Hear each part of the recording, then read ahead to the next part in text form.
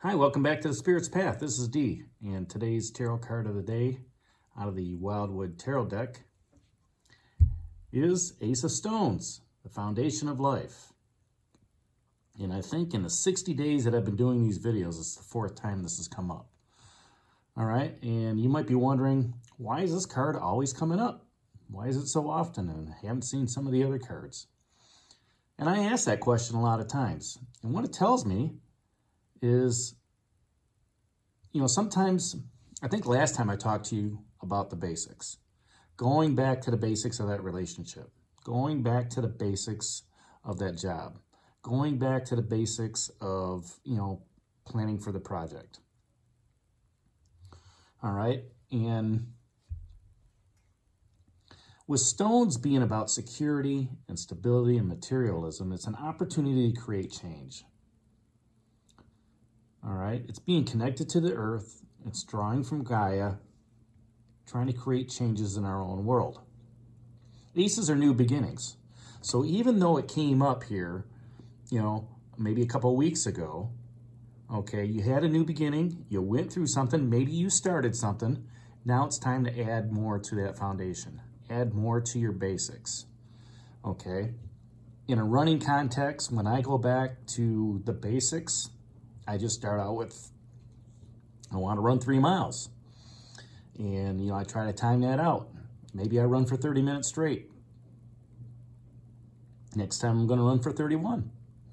All right, now I'm up to 47. So I'm past the 3 mile mark at 47 because now I'm running my 3 miles in about 42, 43 minutes. Okay. So now I need to start, even though I've got the basics behind me, I need to add to the basics. In this case, what I do, even though I'm running longer, I add another mile. Okay, so now I want to run like a four mile mark. And what I'll do is I'll run 47 minutes. I'll walk 5, run 5, walk 5, run 5 until I get to the 4 mile mark and I'm done. And that's how I progressively move out my running basics moves.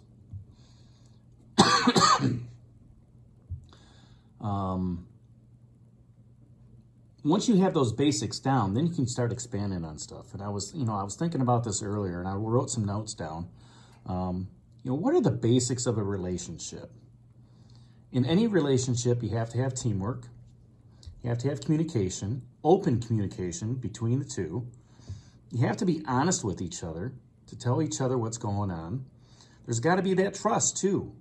All right. Over time, you have to build that trust up with people. All right. There's got to be an understanding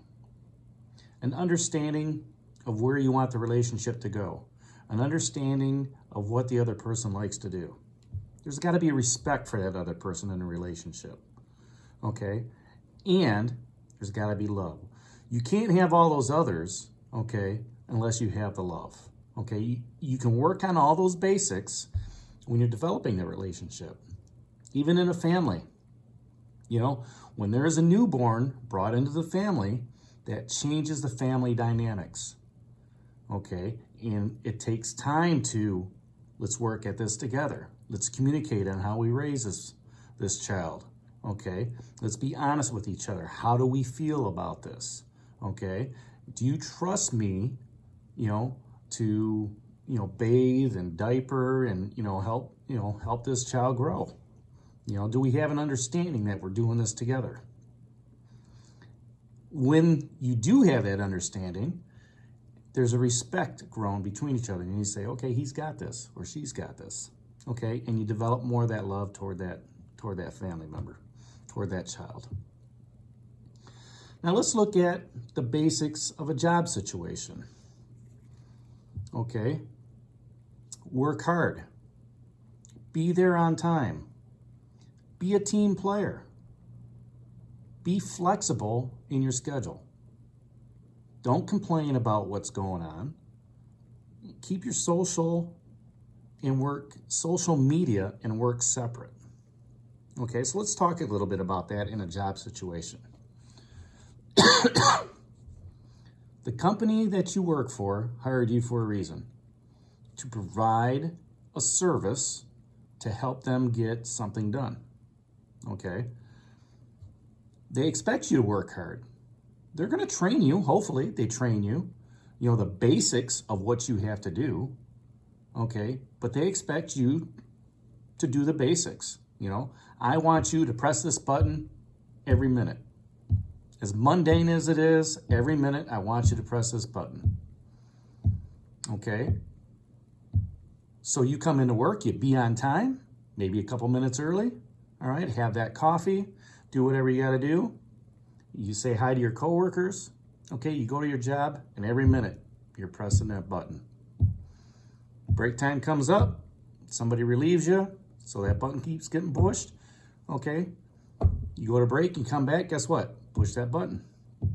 Okay, be that team player within that concept of pushing that button. Don't complain about it because that's what you were hired to do, to push that button. Okay, and if there's an opportunity where something happens, where the machine breaks, or maybe the button doesn't work anymore, you offer help. Say, hey, my button doesn't work over here. You know, can somebody teach me how to fix this? Now you've become more valuable. Okay, you've asked that question to kind of like yesterday, you've taken on a little bit more of that responsibility. Okay, because now you want to learn, how do I fix this button? Because this is my job. I don't want to get let go if I can't push this button anymore. Okay, I want to be able to push this button for 30 years.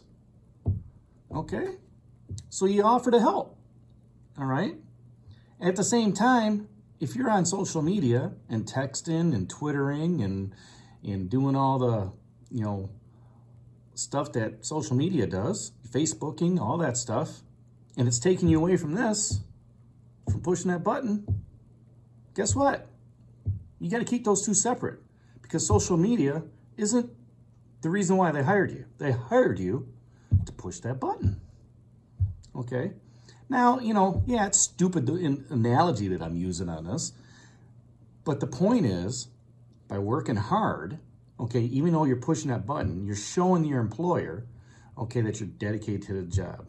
By being on time, okay, also shows that dedication on a job, as mundane as it is. And they, trust me, they got that in the back of their head. Man, this guy's been doing this for a couple years, pushing that button. He's gotten really good at it. Maybe we should get him to push 2 buttons.